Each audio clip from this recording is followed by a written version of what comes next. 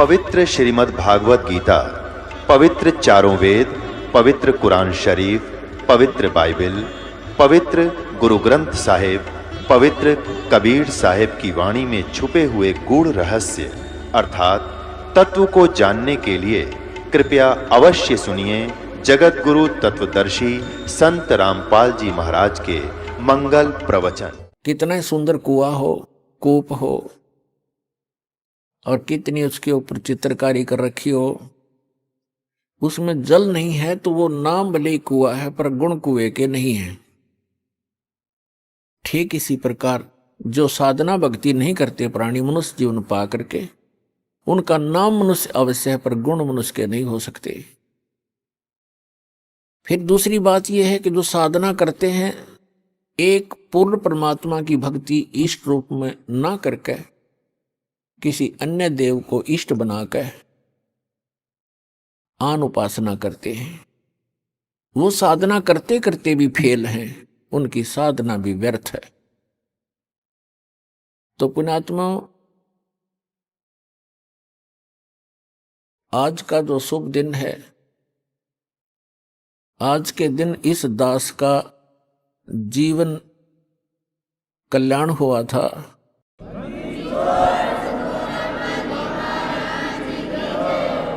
आज का वो शुभ दिन है, इस दास के जीव का उद्धार हुआ था और इस दास को उपदेश प्राप्त हुआ था। और उपदेश भी वो जिसको हम खोजते खोजते असंख्य युग हो गए थे, वो उपदेश सहज में प्राप्त हुआ था। वो दिन आज भी भूला नहीं जाता इस दास से। यदि हम अंग्रेजी महीनों में गिने तो 17 फरवरी सन 1988 का वो शुभ दिन, और वैसे अमावस्या थी। अमावस्या का दिन फाल्गुन अमावस्या थी, जो आज फाल्गुन अमावस्या है, ये शुभ दिन। और इस समागम के अंदर एक दो विशेषताएं हैं। एक तो दास का आध्यात्मिक जन्म हुआ। परमात्मा की वाणी में लिखा है कि जिस दिन सतगुरु भेंटिया सो दिन लेखे जान, बाकी जन्म गंवा दिया व्यर्थ गया बिना गुरु के नाम। जब तक आपको उपदेश नहीं मिलता मनुष्य शरीरधारी प्राणी को, तब तक आपका जीवन मनुष्य का नहीं है। अन्य पशु पक्षियों जैसी ही हम क्रियाएं कर रहे होते हैं, वो मनुष्य जीवन नहीं है। जिस दिन से आपको गुरु प्राप्त होता है, सच्चा गुरु, सतगुरु और सत साधना, उस दिन आपकी आत्मा का जन्म समझ लो, पुनर्जन्म, आपका मानव का जन्म स्टार्ट होता है। जिस दिन सतगुरु भेंटिया सो दिन लेखे जान, और बाकी समय व्यर्थ गया गंवा दिया बिना गुरु के ज्ञान। तो दास को ये उपदेश प्राप्त हुआ, ये वो शुभ दिन है। और दूसरा इस समागम का महत्व है कि अमावस्या के तुरंत बाद जो एकम आती है, प्रथमा, उस दिन सन 1997 में इस दास को परम अक्षर ब्रह्म पूर्ण परमात्मा सत्य पुरुष कबीर देव जी ने दर्शन दिए और इस समय को जो कि उन्होंने निर्धारित किया हुआ था, उसको बताया कि सार्थक समय है, अब इस सार नाम का दान करना प्रारंभ कर दे। तो पुण्यात्मा, इस समागम के अंदर ये दो महत्वपूर्ण घटनाएं दास के जीवन में घटी हैं।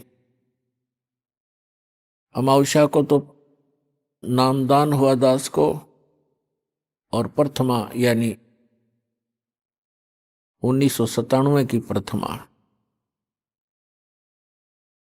को परमात्मा के दर्शन हुए। इस सतनाम को और सारनाम को गुप्त रखना था। और इतना इम्पोर्टेंट मंत्र है ये, इसको अभी तक डिस्क्लोज नहीं करना था। दास का भी दिल धड़क रहा था कि कहीं मैं गलत समय पर इसको सार्वजनिक ना कर दूं। सन 1994 में दास को नाम दान करने का आदेश मिला था पूज्य गुरुदेव से। तो 1997 तक दास ने एकाध ही को कुछ एक को यह सार नाम दिया था, नहीं तो नहीं दिया था। मुझे हिचका हुआ देखकर परमात्मा ने आपको आना पड़ा, क्योंकि वो आपके लिए भटक रहे हैं। हम तो जीव हैं, जीव तो जीव जितनी सोच ही रखता है। तो पुण्यात्माओं, आज तक परमात्मा ने सतनाम और सारनाम की कितने छींट भी नहीं लगने दी किसी व्यक्ति को, इसकी भाप भी नहीं आने दी किसी तक। आदरणीय नानक साहब जी को सतनाम प्राप्त हुआ था, लेकिन उनको सख्त हिदायत दे दी थी कि अभी डिस्क्लोज मत करना, नहीं तो मेरा सारा मिशन खराब हो जाएगा, परमात्मा कबीर जी ने कहा था।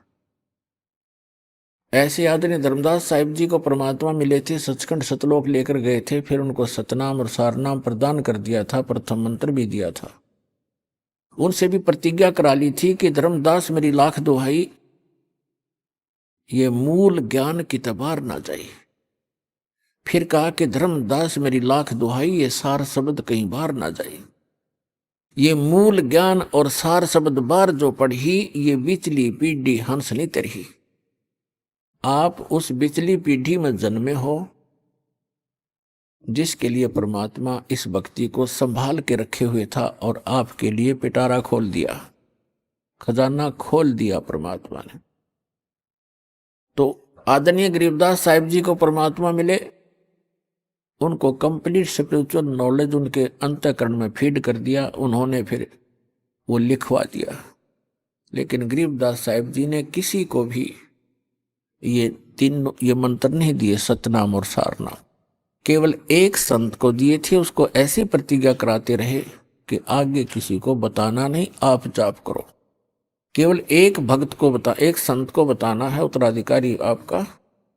तो वो परंपरा चलती चलती मेरे पूज्य गुरुदेव जी के पास आई, उनसे आगे इस दास को प्राप्त हुई, जो आज परमात्मा ने इस बीज को बखेर दिया और पूरे विश्व को ये नाम अब देने का आदेश है।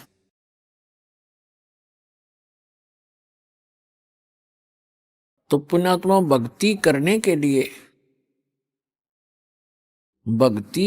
के लिए हमें सबसे पहले परमात्मा पाने के लिए, आत्म कल्याण कराने के लिए सबसे प्रथम हमारा गुरु होना चाहिए। परमात्मा कहते हैं, गुरु बिन माला फेरते, गुरु बिन देते दान, गुरु बिन दोनों निष्फल हैं, चाहे पूछो वेद पुराण। पूर्ण संत के बिना, सतगुरु के बिना यदि आप जी नाम जाप भी करते हैं और कोई दान धर्म भी करते हैं, वो आपका व्यर्थ है। फिर उदाहरण देते हैं कि राम कृष्ण से कौन बड़ो, उन्हों भी गुरु कीन, और तीन लोग के वे धनी, गुरु आगे अधीन। परमात्मा हमें याद दिलाते हैं कि गुरु के बिना यदि कोई साधना करता है वो व्यर्थ है, दान धर्म करता है वो भी व्यर्थ है। फिर उदाहरण देते हैं कि कोई अपने आप में ये समझे कि गुरु की शरण में जाना आवश्यक नहीं है, तो आप जी यानी विशेषकर सनातनी लोग, हिंदू धर्म के व्यक्ति श्री राम और श्री कृष्ण जी को सुप्रीम पावर मानते थे। तो परमात्मा ने उन्हीं का उदाहरण देकर बताया है कि राम कृष्ण से कौन बड़ो, उन्हों भी गुरु कीन, और तीन लोग के वे धनी, गुरु आगे अधीन। श्री राम और श्री कृष्ण जी ने भी गुरु धारण किए। तो आप अपनी सतीथि से परिचित हो जाना कि आपका कैसे गुजारा होगा, आपका निर्वाह कैसे होगा बगैर भक्ति, बिना गुरु बनाए और भक्ति किए। उन्होंने भक्ति की, उन्होंने गुरु भी बनाए जिनको तुम भगवान मानते हो, आप जी जिनको भगवान मान रहे हो। तो पुण्यात्माओं, बुद्धिमान को संकेत पर्याप्त होता है। परमेश्वर कबीर जी ने कहा था कि 3 लोक सब राम जपत है, जान मुक्ति को धाम। और वशिष्ठ मुनि ने श्री राम को दिया ओम नाम। क्या बताते हैं कि आप जी तो श्री रामचंद्र जी पुत्र दशरथ जी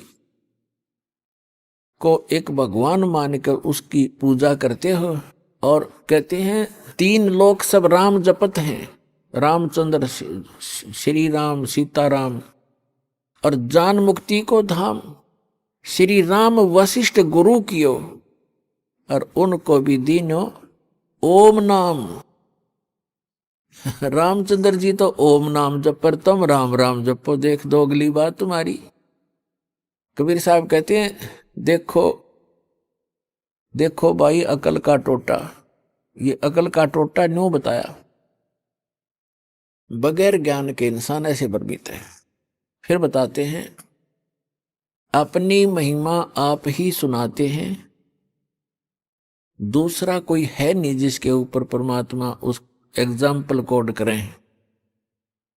आप आरती आप साजे आप किंगर आप बाजे आप ताल झान झनकारा आप नचे आप देखण हारा, कह कबीर ऐसी आरती गाऊं आप मध्य आप सुनाऊं। तो क्या बताते हैं कबीर साहब, कहते हैं कि सदगुरु के उपदेश का लाया एक विचार, जय सतगुरु मिलते नहीं तो जाते नरक द्वार। नरक द्वार में दूत सब करते खेचातान, उनसे कभू न छूटता फिर फिरता चारों खान। 4 खानी में भरमता कभू न लगता पार, सो फेरा सब मिट गया मेरे सतगुरु के उपकार। 7 समुद्र की मसी करूं लेखनी करूं बन राय, धरती का कागज करूं गुरु गुण लिख्यो न जाए। पुण्यात्माओं, आप बालक हो, बच्चे हो, बिल्कुल नादान बालक, जो ये भी नहीं जानता कि मैं जिस गड्ढे में गिरने जा रहा हूं ये मेरी मृत्यु का कारण बन सकता है। आप ये भी नहीं जानते कि जिस सर्प को मैं पकड़ने जा रहा हूं ये आपको डस लेगा और आपकी जान का घातक, जीवन का घातक बन जाएगा। आप इतने अबोध हैं, आप ये नहीं जानते हो कि जो बिजली का तार नीचे टूट कर गिरा हुआ है, स्पार्किंग कर रहा है, लूज हो रहा है, उसको आतिशबाजी जानकर वो बालक नादान पकड़ने की चेष्टा करता है और मृत्यु को प्राप्त हो जाता है। तो पुण्यात्माओं, आप जी को जब इस गंदे लोक का ज्ञान होगा, आप जहां रह रहे हो, आप जिस माया रूपी सर्प को पकड़ने के लिए सारा जीवन बर्बाद कर देते हो, ये माया रूपी सर्प आपको खा जाएगा। लेकिन परमात्मा की शरण में आने के बाद आपको ये सर्प मिलेगा, लेकिन इसके दांत निकाल दिए जाएंगे। ये परमात्मा आपको 1 नंबर से धन देगा, क्योंकि फिर ये आपको डसेगा नहीं। 2 नंबर से कमाया हुआ धन आपके लिए सर्प बन जाता है, और 1 नंबर से कमाया हुआ और दान धर्म के द्वारा प्रतिफल से प्राप्त किया हुआ धन, उस माया के फिर दांत निकाल दिए जाते हैं, वो डसती नहीं। तो आपको ऐसे तरीके से धनी बनाया जाएगा, फिर इस माया से परिचित कराया जाएगा कि सर्व सोने की लंका थी वह रावण से रणधीरम, एक पलक में राज बिराजी जम के पड़े जजीरम।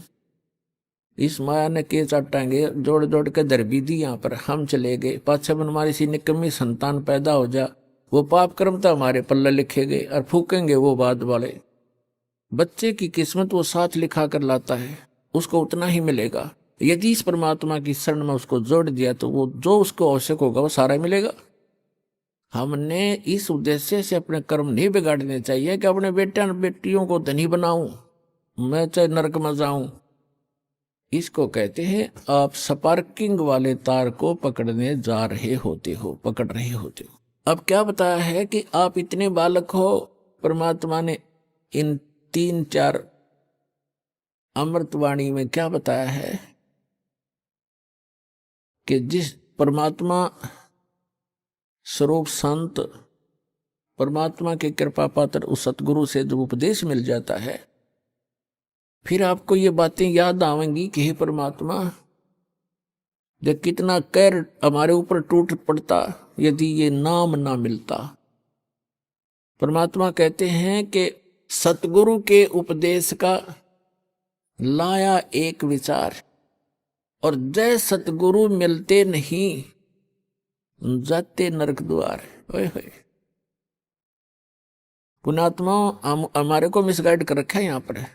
भक्तिहीन तत्व ज्ञानहीन संतों ने, संत के रूप में इन अज्ञानियों ने, कोई तो कहता कहीं स्वर्ग नहीं कोई नरक नहीं, कोई कहता सतलोक में चेतन ही प्रकाश ही प्रकाश है, प्रकाश ही प्रकाश है, उसमें आत्मा से लीन हो जाती है जैसे बूंद समंदर में। इनको कहते हैं नीम हकीम खतराए जान, little knowledge is the dangerous thing. अब क्या बताया परमात्मा ने कि यहां सब जो बोले गए शब्द हैं, शब्द स्वर्ग भी है, शब्द नरक भी है, शब्द संसारिक दुख सुख अलग हैं। तो ये अज्ञानी लोग कहते हैं कि यही स्वर्ग है यही नरक है, जो यहाँ दुखी है वो नरक भोग रहा है, सुखी है वो स्वर्ग भोग रहा है। नहीं, ये तो बालकों के मन गढ़ंत चुटकले होते हैं, कहानियां होती हैं। सदग्रंथों को आधार मानकर हमने अब पुनः अपना भक्ति मार्ग को सेट करना है, अपने भक्ति साधना को प्रफुल्लित करना है। तो क्या बताते हैं कि सतगुरु के उपदेश का लाया एक विचार, यदि सतगुरु मिलते नहीं जाते नरक द्वार। नरक द्वार में दूत सब करते खेचा ताण, उनसे कबू ना छूटता फिरता चारों खान। जैसे नरक में जब डाला जाता है इन प्राणियों को, उस समय उसके भयंकर दुख को देखकर, उसकी षड्हांत को देखकर वो वापस भागते हैं, क्योंकि लाखों की संख्या में ठोके जाते हैं उसमें, और वो वापस भागते हैं। पीछे यम के दूत बड़े बड़े भाले, छुर्रे, तलवार, मुगदर, ये गदा लिए खड़े होते हैं। जो वापस भागता उसके सिर में मारते हैं। सूक्ष्म शरीर में प्राणी मरता नहीं पर दर्द दूना होता है। उनको ऐसे ठोका जाता जैसे पशुओं को फाटक में रोका करते हैं लठ मार मार के, और फिर उसमें पटक देते हैं। तो वहां परमात्मा बताते हैं कि नरक द्वार में दूत सब वहां करते खेचा ताण, उनसे कदे नहीं छूटता, और फिर फिरता चारों खान। फिर उससे निकलकर स्वर्ग नरक का जो समय भोग कर फिर बाहर आता तो 84 लाख प्रकार के मनुष्य इन प्राणियों के शरीरों में, कुत्ते, गधे, सूअर, गंदी नाली के कीड़े, पशु पक्षी, जलचर, ये कष्ट और भोगने पड़ते हैं। और इस परमात्मा के सच्चे नाम से, सतगुरु की शरण में आने से ये सारे दुख बाईपास निकल गया आपके। अब विचार करके देखना पुण्यात्मा, भी तो आपने पता नहीं इस अध्यात्म ज्ञान का, आपने लोक वेद सुना है, दंत कथाएं सुनी है, फिर मानव शरीर में जिसको जरा सा थोड़ा सा सुख है उसने भगवान की हो सकता ही नहीं। और जब कैर टूट जाते हैं फिर भगवान की खोज शुरू होती है, तो ये नकली संतान की कमी नहीं, इनको बिरान माटी कर देता है, करवा देता है ये काल। लुटपेट कर आखिर में ये नास्तिक हो जाते हैं या मृत्यु को प्राप्त हो जाते हैं। दो ही ऑप्शन छोड़ता है। अब आपको परमात्मा मिले हैं, आपके अपने पिता मिले हैं। माता पिता कभी अपने बच्चे को दुख नहीं देगा, चाहे आप कितना दुखी हो ले। तो आपको वो परमात्मा अब मिले हैं, वो पिता मिले हैं आपके। आप इसकी मर्यादा में रहना और इस जहाज से उतर मत जाना, फिर आप देखना आपको कैसे सुख देगा। क्या बताते हैं कि मानत नामन मोरा साधो मानत नामन मोरा रे, बार बार मैं ये समझाऊं जग में जीवन थोड़ा रे। फिर क्या बताते हैं, कहते हैं शरण पड़े को गुरु संभाले, शरण पड़े को गुरु संभाले, जान के बालक भोला रे। कह कबीर तुम चरण चित राखो, जो सुई में डोरा रे। अब देखो परमात्मा कहते हैं कि आपको भगवान यानी इस दास का तो एक दास को तो निमित्त बना रखा है, सारा का सारा कार्य वो कबीर भगवान कर रहे हैं, आपका पिताजी। उसके लिए उन्होंने बताया है कि जैसे ये दास एक उस परमात्मा का चलता फिरता एक पावर हाउस है, लेकिन मेन पावर हाउस तो वो खुद है मालिक। वो थर्मल प्लांट है जहां से बिजली बनती भी है और आपको हमें प्राप्त भी हो रही है। इससे आपको आगे कनेक्शन मिल गए। जैसे आप कोई मोबाइल कनेक्शन ले लेते हो, कोई तार नहीं, कोई कनेक्शन जोड़ा दिखता नहीं और सारा काम कर रहा है, और जिस दिन आप उसका बिल नहीं भरोगे तो कनेक्शन ऑटोमेटिक वहीं से कट जाएगा, आपको बताने की जरूरत नहीं पड़ेगी। तो इस प्रकार ये दास एक चलता फिरता परमात्मा की पावर का एक छोटा वो समझ लो पावर हाउस, और इससे जिसको कनेक्शन मिलेगा उसके घर में वो पावर आएगी, उस परम पिता की थ्री फेस की। और इसकी जो मर्यादा में रहना और इसका टैक्स आप भरते रहना, यानी आपकी मजदूरी करते रहना, दान धर्म करते रहना, या नाम की मजदूरी, नाम की कमाई करते रहना, तो आपका कनेक्शन ठीक रहेगा, तो पावर आपके घर पे आपका काम करती रहेगी। और जो पावर से काम होता वो मैनुअली नहीं हो सकता। जैसे पशुओं का चारा काटा करते हाथ से, ऐसे मशीन थी, अब भी है गांव में गरीबों के पास, तो वो हाथ वाला काम तो मैनुअल जितना ही होता है। जब उसमें लगा दी मोटर और पावर का कनेक्शन मिल गया, कट कट कट कट 1 घंटे में ढेर लगा देती है। आटा पीसा करते हाथ से, वो मैनुअल 2 घंटा में जाकर 2 किलो पिसा करता। अरे 2 घंटा में ठोक दे, पीट दे 10 क्विंटल आटे को, और हाथ नहीं लगाना, कोई प्रयत्न नहीं, मेहनत नहीं। तो परमात्मा की पावर से जो आपके संसारी कार्य होंगे ऐसे अनोखे से होंगे। आपको अभी तक पावर का कनेक्शन नहीं मिला था, उन नकली पावर हाउसों से तुम कनेक्शन लिए बैठे थे, जो कीकर के लटकर तार बांध रहे थे अपने, और कहे थे पावर हाउस जितने भी संत और महंत और आचार्य और शंकराचार्य। तो सौभाग्य आपका कि आपको उस पावर का कनेक्शन मिल गया। फिर इस पावर के काम देखियो आप, ठीक है, ये अदृश्य कार्य होते हैं। इस यहाँ की भौतिक पावर का हमने अलग से दिखाई देता, पर ये भी कुछ दिन में आपने न्यारा दिखाई देगा। आप कल्पना भी नहीं कर सकोगे, ऐसे सुख देगा आपको।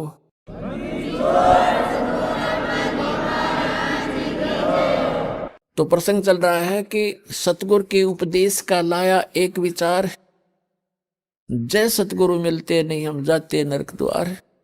नरक द्वार में दूत सब ये करते खेचा तान, उनसे कदे ना छूटता फिर फिरता चार खानी में भरमता। 84 लाख योनियों में गधे कुत्ते सुअर की योनि भोगता, और कभू ना लगता पार, 100 फेरा सब मिट गया मेरे सतगुरु के उपकार। होय होय, यानी उस गुरुदेव जी के उपकार से ये सारा मेरा झंझट समाप्त हो गया। पुणात्माओं देखो, उद्देश्य रखना अपने यहां से पीछा छुटवाने का। ऐसा ज्ञान बता दिया जाएगा, आपको आत्मा से ग्लानि हो जाएगी पुनर्जन्म की, और जब तक आत्मा में हेट नहीं होगी इस पुनर्जन्म की, तो आपका कभी ना कभी पैर फिसल जाएगा। ठीक है, यदि आप पार नहीं हुए तो आपके पास इतना भक्ति धन हो जाएगा कि आपका हजारों युगों तक तो ये काल आपके पंजे धरती पर नहीं टेकने देगा, और इस पृथ्वी पर बिना मोक्ष नहीं हो सकता। ऊपर तो इसका जबरदस्त भयंकर जाल है, वहां आपके पुण्यों का नाश करवाता है। वहां देवता बना के, इंद्र बना करके, वहां बड़े बड़े आपको होटल बना रखे, नाचना गाना, सारा दिन काम में कोई नहीं, अपनी पूंजी आपकी नाश होती है।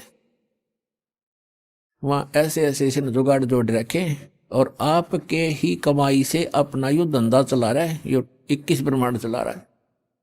आपके पुनों का 10%, किसी रेस्टोरेंट में इसने 15% और किसी में 25% की कटौती यानी कमीशन रखा है।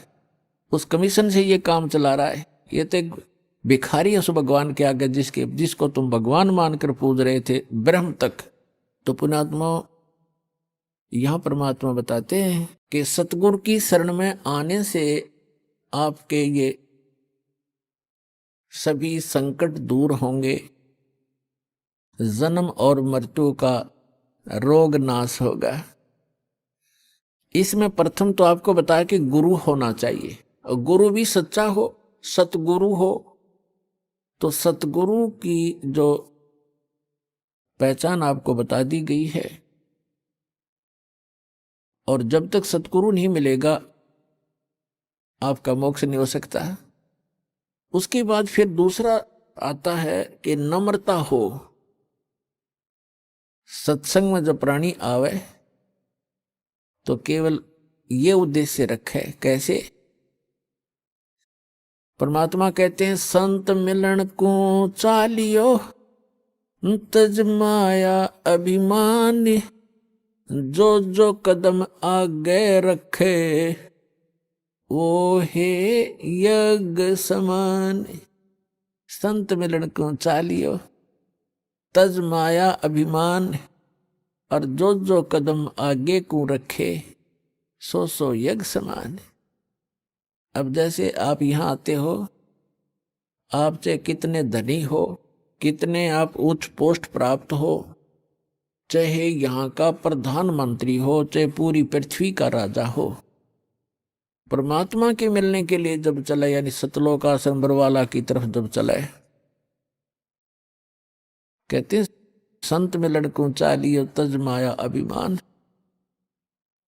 और जो जो कदम आगे को रखोगे फिर माया अभिमान से लैस होकर के, रहित होकर के, एक आत्म रूप में, एक दास रूप में आप इधर को प्रस्थान करोगे। आपके एक कदम के रखने की कितनी वैल्यू बताई है, कितना पुण्य होगा आपको। एक अश्वमेघ यज्ञ के तुल्य आपको एक कदम का पुण्य होगा।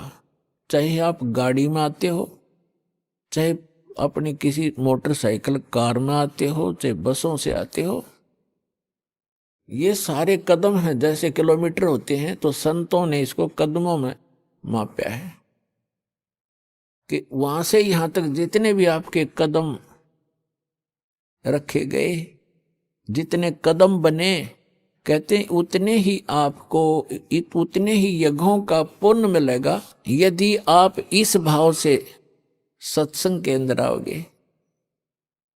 जैसे रोगी होता है, रोगी को यह पता लग जाता है कि दीर्घ रोग है, और यहाँ के लोकल हॉस्पिटल के डॉक्टरों ने मना कर दिया है कि आप जाइए ऑल इंडिया इंस्टीट्यूट दिल्ली में।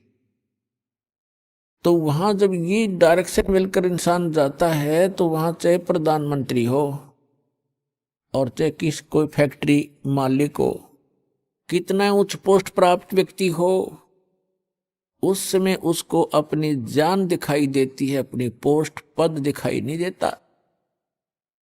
डॉक्टर कहता है लेट जाइए, वो तुरंत लेट जाता है। डॉक्टर कहता है ये कपड़े निकाल दीजिए, तुरंत निकाल के रख देता है। उस समय उसके नखरे खत्म हो जाते हैं और तभी वो उपचार प्राप्त करता है। जब तक डॉक्टर के आज्ञा का पालन करता रहे, चाहे कुछ भी कहे वैसे ही, जहां लेटने को कहे वहीं लेटना पड़ेगा, जहां बैठने को कहेगा वह बैठना पड़ेगा, और कहेगा मुंह खोल सांस तेज ले, वो सारा कुछ करना पड़ेगा, तो तभी वो अपना उपचार करवा पाएगा। तो ठीक इसी प्रकार जब आप सतलोक आश्रम बरवाला की तरफ आवे, संत मिलन को चालिए तज माया अभिमान, और जो जो कदम आगे रखे ओ हे यज्ञ समान, तो आपको इतना पुण्य मिलता है यहाँ आने का। आप क्योंकि संत है नहीं पृथ्वी पर कोई, संत मिलन को चालिए, संत की तरफ चलने मात्र से इतना लाभ है, फिर यहाँ के किक्के लाभ होगा वो तो गिनती नहीं हो सकती। अब जब तक अभिमान है ये प्राणी उभर नहीं सकता। एक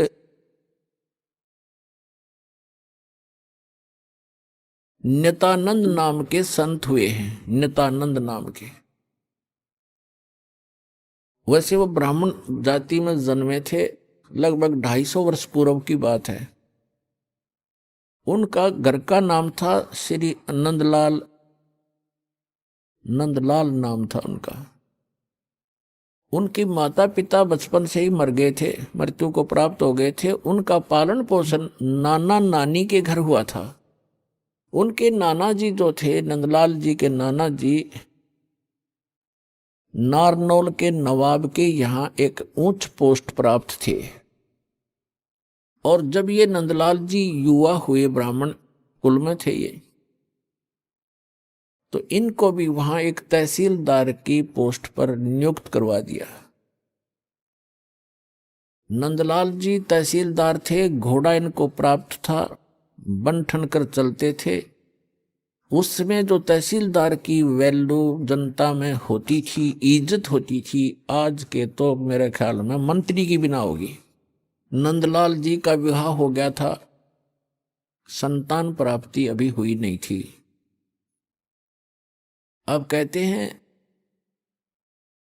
ना जाने कब भाग्य उदय हो जाता है प्राणी का। एक दिन नंदलाल जी अपने महल के, अपने मकान के छत पर, गर्मियों के समय में छत पर टहल रहा था। रात्रि में नींद आई नहीं, और उसने क्या देखा कि कहीं थोड़ी सी दूरी पर रात्रि के समय किसी के घर पे कोई संत आए हुए हैं और परमात्मा की कथा सुना रहे हैं, सत्संग कर रहे हैं। अपने आत्माओं पिछले जब से होते हैं पूर्ण हंस मुराद, ये पिछले संस्कार होते हैं जो आदमी परमात्मा की तरफ आत्मा आकर्षित होती है। उसने सारी रात सत्संग सुना, नींद और खत्म होगी। कुछ तो परमात्मा की दया उस पर हुई कि वैसे नेचुरल नहीं आई नींद, और वो ज्ञान सुना, वो सत्संग सुना कि मनुष्य जीवन किस लिए प्राप्त होता है, इसको हम कैसे व्यर्थ कर रहे हैं। चाहे प्रधानमंत्री बन जा, यदि भक्ति नहीं है तो व्यर्थ है ये जीवन इसका। अगम निगम को खोज ले बुद्धि विवेक विचार, उदय अस्त का राज मिले तो बिन नाम बेगार। सत्संग के अंदर ये ज्ञान कराया जाता है कि जैसे कोई भी राजा बना है तो अपने पुण्य कर्मों से बना है, और भक्ति नहीं करता वो प्राणी अपने पुण्यों को, जो पूर्व जन्म के संग्रहित पुण्य हैं, उसके भाग्य में डिपॉजिट करके भेज रखा भगवान ने, उनको नाश ही कर रहा है, उनको खर्च रहा है। वो अब भविष्य की कमाई नहीं कर रहा है, भविष्य के लिए कुछ आगे का डिपॉजिट नहीं कर पा रहा है, केवल खर्च ही कर रहा है। परमात्मा क्या बताते हैं, अगम निगम को खोज ले बुद्धि विवेक विचार, उदय अस्त का राज मिले तो बिन नाम बेगार। पुराने समय की बात है, अब बातें याद आती हो पिछली कथाएं। एक 3 व्हीलर वाला था, बड़ा 3 व्हीलर जो पहले पेट्रोल के चले थे। उस 3 व्हीलर हमारे गांव से, और लाखन माजरा गांव है, वहां तक 3 व्हीलर चला करते थे 2। उनमें से एक नहीं आया। एक दिन दूसरे ने पूछा कि कल क्या कारण हुआ, पहुंचे नहीं। तो उस 3 व्हीलर वाले ने बताया कि कल मैं बेगार में फंस गया था। बेगार क्या होती थी कि पहले पुलिस वालों के पास ये मोटर गाड़ियां नहीं होती थी। वो किसी भी जीप वाले को या किसी टेम्पो वाले को, उस 3 व्हीलर वाले को या 4 व्हीलर वाले को सुबह कैच कर लेते थे, सामने खड़ा कर लेते थे थाने के आगे। कहीं रेड मारनी हो, किसी प्रकार की कोई भी उन्होंने कहीं जाना होता था क्षेत्र में, तो वो उन्होंने पकड़ लिया पुलिस वालों ने, और सारा दिन उसको टिकने नहीं दिया। को 20 गांवों के अंदर उन्हें पहुंचे, इधर उधर गए। तेल भी उसने अपनी जेब से डलवाया, और सारा दिन मनमाने 200 से 300 किलोमीटर का क्षेत्र तय कर दिया। आम आदमी तेनो दिखा जानो बड़ा स्पीड से चल रहा, बड़ी कमाई कर रहा होगा, और कर रहा था अपने ही पल्ले से खर्च कर रहा था। तेल का भी कमाई तो थी नहीं उस दिन। तो उसको बिगाड़ बताते हैं। तो 3 व्हीलर वाले ने बताया कि मैं ऐसे ऐसे कल पुलिस का फंस गया था बिगाड़ में, और 200 रुपये का पेट्रोल अपनी जेब तक फूक का आया, कल कुछ चवन्नी मिली नहीं। उस समय के 200 रुपये आज के 20,000 रुपये, इतना वो खर्च हुआ उसका। तो पुण्यात्माओं, जो आज कोई भी उच्च पोस्ट प्राप्त है, कोई डॉक्टर है, इंजीनियर है, चीफ इंजीनियर है, आईपीएस है, आईएएस है, जज लगे हैं, मंत्री हैं, मुख्यमंत्री हैं, प्रधानमंत्री हैं, या एमएलए एमपी बने हैं, या अन्य कोई अच्छे व्यावसायिक व्यक्ति हैं, धनी हैं, तो वो क्या करते हैं, जैसे परमात्मा उनके लिए बताता है कि अगम निगम को खोज ले, भविष्य के बारे में कुछ सोच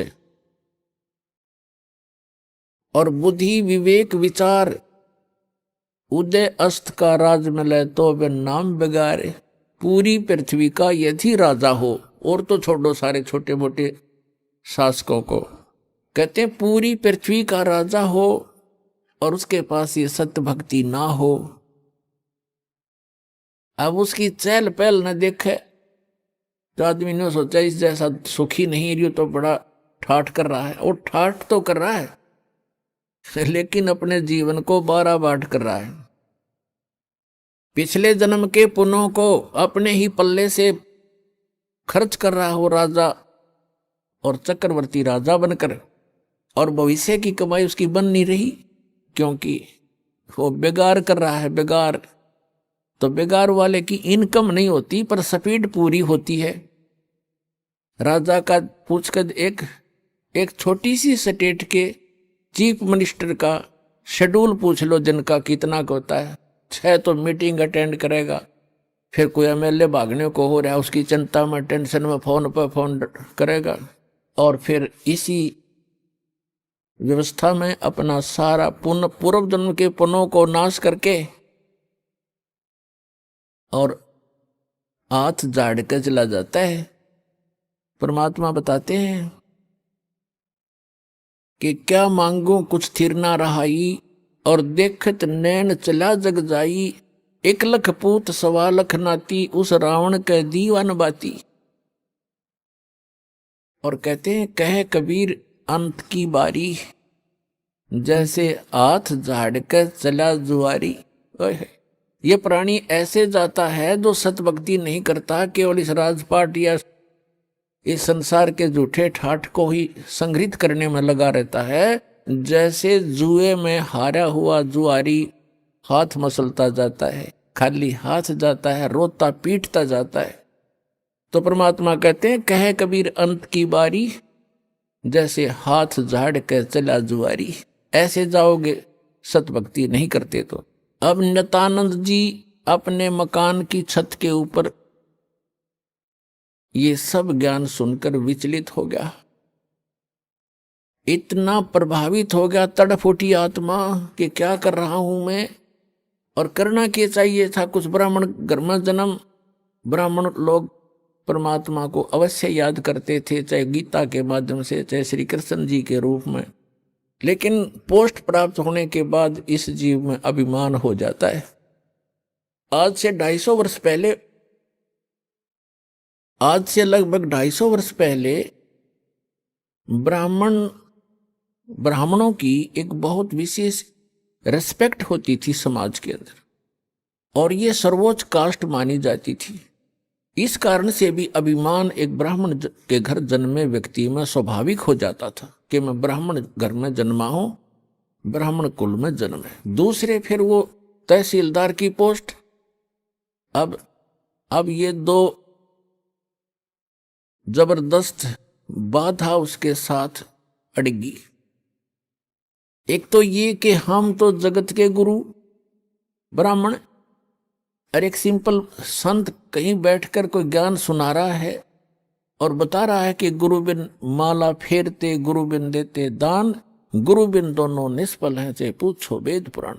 राम कृष्ण से कौन बड़ो उन्हों भी गुरु कीन, 3 लोक के वे धनी गुरु आज्ञा थी। उधर से ये बातें कचोट रही उसको कि गुरु के बिना बात नहीं बने। और उधर से वो कह रहा कि मैं तहसीलदार और ब्राह्मण, और कैसे जाके एक संत के सामने, सिंपल मैन के सामने अपना शीश नवाऊं, जाके कैसे नतमस्तक होऊंगा, नहीं जाऊंगा। फिर वो बातें याद आती है कि कबीर हरि के नाम बिना ये राजा रसब हो, माटी लदे कुमार के, और घास ना नहीं रह कोई। परमात्मा की वो बातें याद आती, सत्संग के वचन के भक्ति नहीं करी तो जीवन नाश हो गया। और गुरु बनाने जाता है तो कुल के लोग क्या कहेंगे, ऊपर से तहसीलदार, और कैसे शीश निभाऊं जाके। अंत में पुण्यों की विजय हुई, पाप की हार हुई। उसके पुण्यों ने प्रभाव डाला, उसको सद्बुद्धि आई कि यहां किसी के घर में संत आएगा तो नाम नहीं लूंगा। उस संत के बारे में जानकारी प्राप्त की कि ये कौन सत्संग कर रहा था, क्या हो रहा था रात्रि में, ये संत कौन है, कहां से आता है। उसका पता चला कि यहीं से 2 किलोमीटर की दूरी पर, नारनौल से 2 किलोमीटर की दूरी पर बाहर बनी में जंगल में इनका आश्रम है। तो नित्यानंद जी ने सोचा कि सुबह सुबह चला जाऊंगा वक्त से, उस समय तक गांव के नगर के लोग कोई नहीं पहुंचे होंगे और किसी को पता नहीं लगेगा कि तहसीलदार और ब्राह्मण किसी का चेला बन गया, और वक्त से जाके नाम ले आऊंगा, फिर अपना भजन कर लिया करूंगा। तो इस उद्देश्य से वो वक्त से उठा अगले दिन, नेक्स्ट डे, और घोड़े पर सवार हुआ, मुंह अंधेरे वक्त से पहुंच गया, जा रहा था आश्रम की तरफ।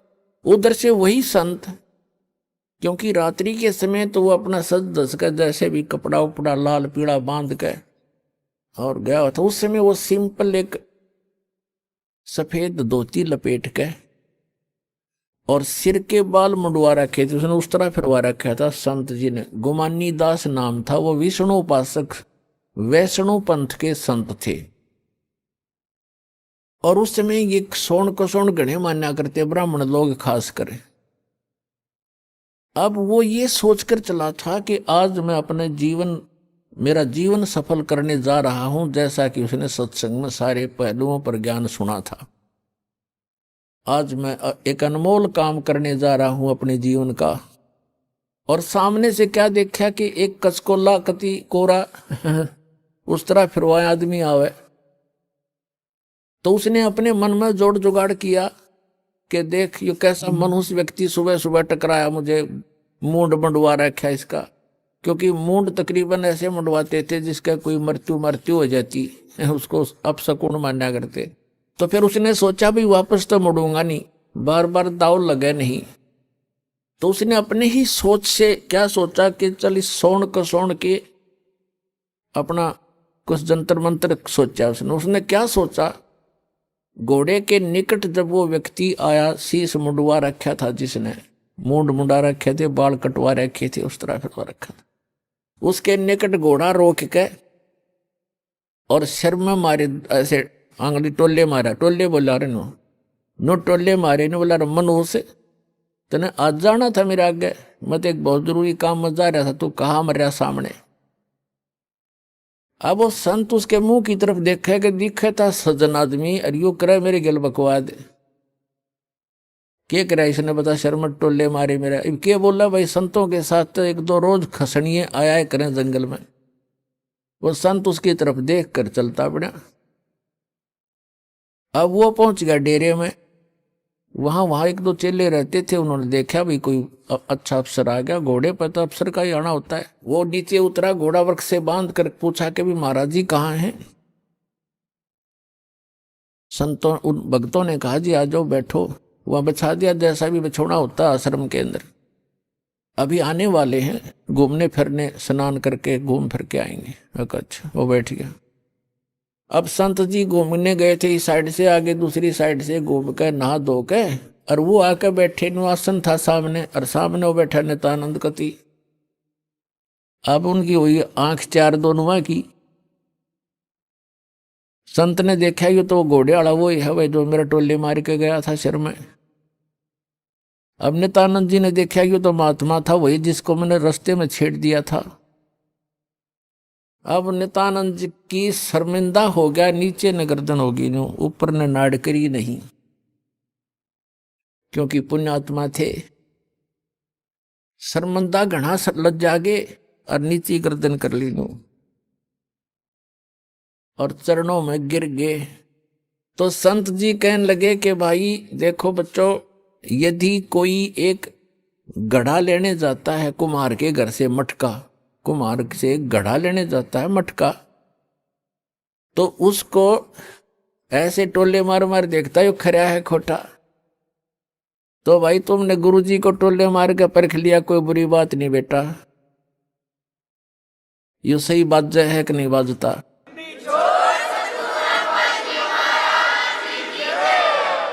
इतना सुन के और चरणों में बुरी तरह गिर गया, क्योंकि उसकी मरोड़ निकालनी थी, उसका अहम खत्म करना था परमात्मा ने।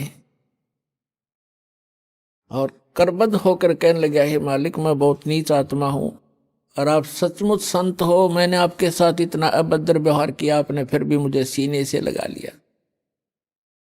अब नित्यानंद जी के और हृदय में यह बात गहरी उतरेगी कि भी सचमुच संत है, नहीं तो धमका देता, भगा देता और नाम भी देता तो हृदय से ना देता तो मेरे आना भी विफल होता।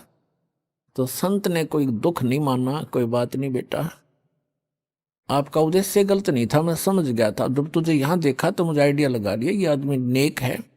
ये कह ये रहा था कि मैं जा रहा हूं शुभ काम के लिए, तू आगे काम मर गया, तो उससे भी उसने आइडिया लगा लिया कि आदमी खास है और प्यासा है भगवान का। तो नित्यानंद जी ने दीक्षा ले ली और दीक्षा लेकर के फिर उसकी पत्नी ने विरोध शुरू कर दिया। इतना विरोध कर दिया कि उसको ये डर हो जाता है इन बहनों को अज्ञान के कारण कि कहीं ये घर ना छोड़ दे। लेकिन साधु संत जो होते हैं वो घर छोड़ने की नहीं कहते, और जो बुराई छोड़ कर भक्ति करने को कहते हैं। लेकिन उसको जैसे भी आसपास की औरतों ने भी पट्टी पढ़ा दी, ये तो बाबा बनेगा, ये तो घर छोड़ देगा, इतनी भक्ति करता है, रोज आश्रम में जाने लग गया। तो उसने उसके गुरुजी को भी अभद्र व्यवहार कर दिया उसकी पत्नी ने। तो उस नित्यानंद जी ने देख लिया एक दिन, तो उसने प्रार्थना करी परमात्मा या तो ये मार्ग नहीं याद दिलाना था ठीक से, अपने डले ढो रहा था, कर्म फोड़ रहा था, फोड़ लेता। और हे परमात्मा भी अब बाधा बन के खड़ी होगी, या तो इसने सद्बुद्धि दो, ना इसकी माटी सुंगवा लो परमात्मा, या तो इसको सद्बुद्धि दो कि ये भी मेरा साथ दे, भक्ति करे, अपना कल्याण करवा ले, और नहीं तो दाता इसने वापस ले लो, तेरी आत्मा ने, मुझे जरूरत नहीं संसार की। कुछ दिनों के बाद क्या हुआ, 5-6 महीने के अंदर उसकी पत्नी बीमार हुई, मृत्यु को प्राप्त होगी, उसने घर त्याग दिया। और यहाँ हरियाणा के अंदर एक जटेला जोड़ है, 4-5 गांवों की सीमा का ज्वाइंट है, इकट्ठा के वहाँ जंक्शन है, वहाँ एक बड़ा जंगल सा था, उसमें रहने लग गया। अपने आत्माओं उस समय उस नित्यानंद जी को जब ज्ञान हुआ, उसका नाम नित्यानंद रख दिया उस संत ने, नंदलाल से बदलकर, तब वो नित्यानंद नाम से प्रसिद्ध हुए। तो नित्यानंद जी ने फिर क्या कहा है कि ब्राह्मण कुल में जन्म था, मैं करता बहुत मरोड़, और गुरु गुमानी दास ने दिया कोबद गढ़ तोड़। कि मैं ब्राह्मण कुल में जन्म होने के कारण गणाभिमानी आदमी था, और गुरु गुमानी दास ने, उनके गुमानी दास नाम थे गुरु जी का, कि गुरु गुमानी दास ने यो दिया कोबद गढ़ तोड़। ये कोबद का किला था, मान बढ़ाई अहंकार, और जब तक इसका नाश नहीं होगा इतना भगवान मिला नहीं। सिर सौंप्या गुरुदेव को, सफल हुआ ये शीश, नित्यानंद इस शीश पर आप बसे जगदीश। अब क्या बताते हैं, नित्यानंद जी कहते हैं सिर सौंप्या गुरुदेव को और सफल हुआ ये शीश, नित्यानंद इस शीश पर आप बसे जगदीश। अब सिर कैसे सौंपना होता है कि गुरु जी की आज्ञा का पालन करें। आप गुरु पद पर जो होते हैं उनको पता होता है। परमात्मा कहते हैं बहुत प्यारा बालक माँ का। माता को अपना बच्चा बेटा या बेटी बहुत प्रिय होती है।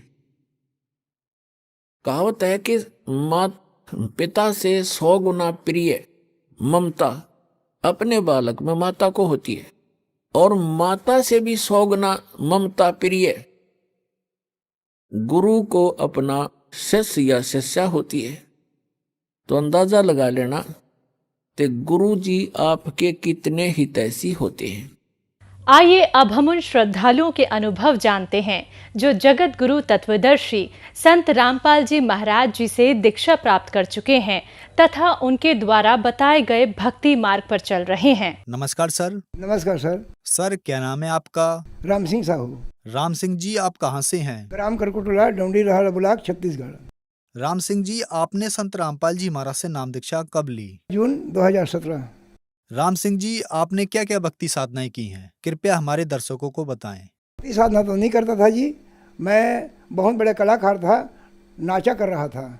25 साल तक के नाचा किया। उसके बाद मेरे को दिल्ली बुलाया ड्रामा खेलने के लिए, तो वहाँ ड्रामा किया। तो जब ड्रामा खेल के दिल्ली से मैं आया घर, तो एक संत को बोला मैं मेरे घर में यज्ञ करवाऊँगा, चलो करके। तो संत मेरे साथ में आया, तो लड़की का डेट हो गया था। तो आधे रास्ते में मैं पहुंचाया, ये भी मेरे को जानकारी नहीं हुआ ये मेरा लड़की है। कोई बाहर के आदमी बताया ये तेरा लड़की डेट हो गया है, चीता लगाने ले जा रहे हैं, ऐसे करके मेरे को बताया। तो जानकारी हुआ, तो उनके साथ मैं गया, तो चीता लगा के आया। उनके बाद मेरे दिमाग थोड़ा उल्टा हो गया। उल्टा होने के बाद में मैं 2 एकड़ खेती बेच दिया। 2 एकड़ खेती को बिगाड़ कर हनुमान जी मंदिर बनाया। हनुमान जी मंदिर बनाने के बाद में 11 साल तक के और नाचा किया। उसके बाद मेरे दिल उचाट हो जाने पर मैं मंदिर में बाबा बन गया। हनुमान जी मंदिर बनवाया हूँ, शंकर भगवान के मंदिर बनवाया हूँ, दुर्गा माता के मंदिर बनवाया हूँ, बमलेश्वरी माता का मंदिर बनवाया हूँ, कालेश्वर महादेव का मंदिर बनवाया हूँ। और वहाँ तांत्रिक कर रहा था मैं। 10 पागल मैं मेरे हाथ से सुधारे हूँ। और शनिवार मंगलवार के पूरा लाइन लगा रहा था। आते थे सब आदमी, सब ठीक होकर जा रहा था, जिसके बावजूद मेरे को कोई फल नहीं मिला। मेरे घर में हानि हुआ। तो मेरे जो है बाई भी ख़त्म हो गया, ना बीमार ना कुछ ना कहीं, बाई भी ख़त्म हो गया। अब बाई के पास जाने के बाद में मेरे को ये नहीं मालूम है मेरा बाई ख़त्म हो गया है। मैं घर से भिक्षा मांग के निकल गए थे मेरे परिवार से। तो मेरे लड़का ने बोला तुम भिक्षा मांग कर निकले हो और गौ माता का पूछी पकड़ाए हो और इस घर में क्यों आते हो? तो मैं बोला मैं साधु तो बनने के लिए बन गया हूँ, बाकी मेरे घर आने के लिए मेरा इच्छा ही हो जाता है, तो मैं क्या करूँ? तो वो बोले मेरे लड़का ने आज से हमारे घर में नहीं आना, अब भिक्षा मत मांगना, हम दाल चावल नहीं देंगे। यदि तुम हमारे बात मानोगे तो इस घर में आना, भिक्षा मत मांगो, संत रामपाल महाराज के शरण में आ जाओगे तो वहाँ पालन पोषण करेंगे। तो वहाँ से मैं बोला भाई हनुमान जी से बढ़ के संत रामपाल महाराज थोड़ी है, हनुमान जी से बढ़ के शंकर भगवान से बढ़ के संत रामपाल महाराज थोड़ी है। 5 मंदिर के पुजारी था मैं, जीत कर रहा था परिवार से, मेरे बेटा बहू से जीत कर रहा था। तब वो बोले देखो एक हम सत्संग सुना रहे हैं आपको संत रामपाल महाराज का, तुम सुनना, ज्ञान को समझना और ज्ञान को समझ के ही नामदान लेना। तो मेरे को सत्संग सुनने के लिए एक मोबाइल में डाल दिए। तो मैं 2 महीना तक के सत्संग सुना मैं, और 2 महीना तक के सत्संग सुनते सुनते ब्रह्मा विष्णु महेश का माँ बाप कौन है और उनका जीवन मरण होता है, ऐसे करके मैं सुना। तो मैं रबाक रह गया। मैं नाम लेने वाला नहीं था संत रामपाल महाराज का, सब एक बात को सुना मैं। तो मेरे आत्मा में विचार हुआ मैं संत रामपाल महाराज से नाम लूँगा करके।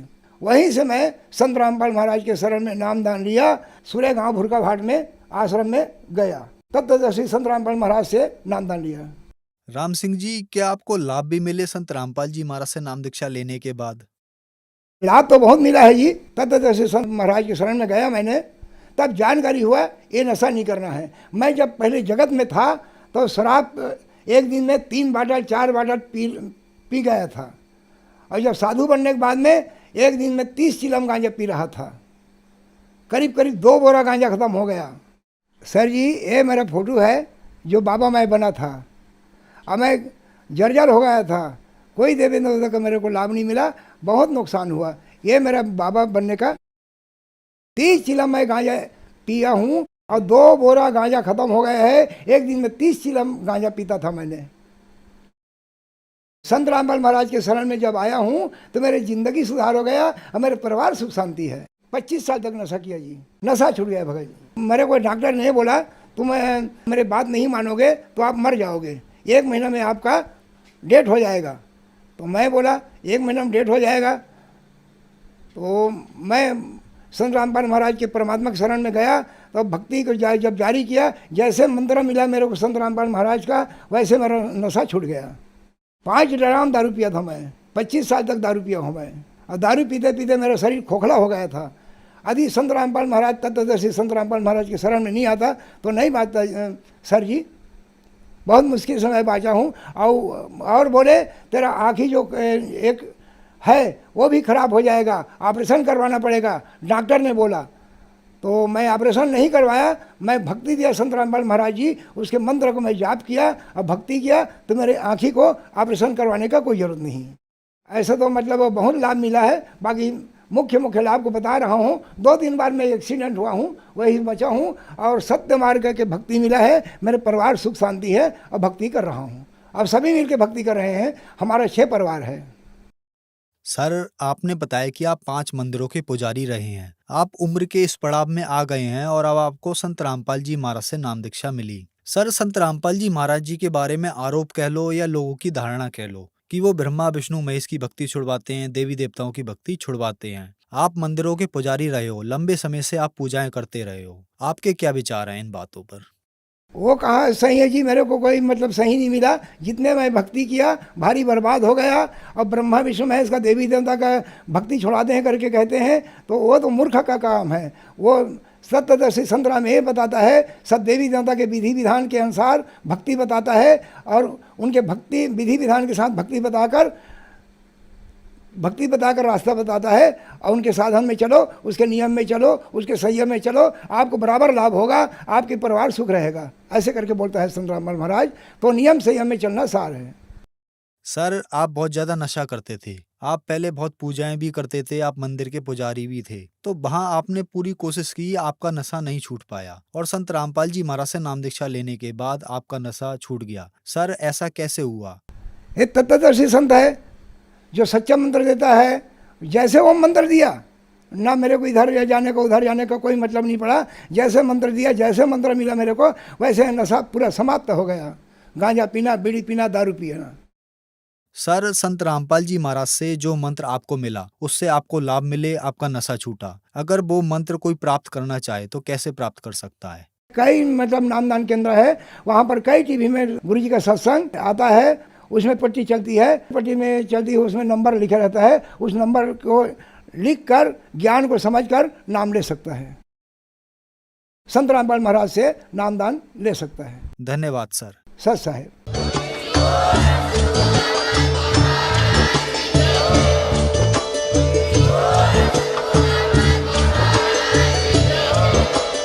आप सुन रहे थे जगत गुरु तत्वदर्शी संत रामपाल जी महाराज जी के मंगल प्रवचन।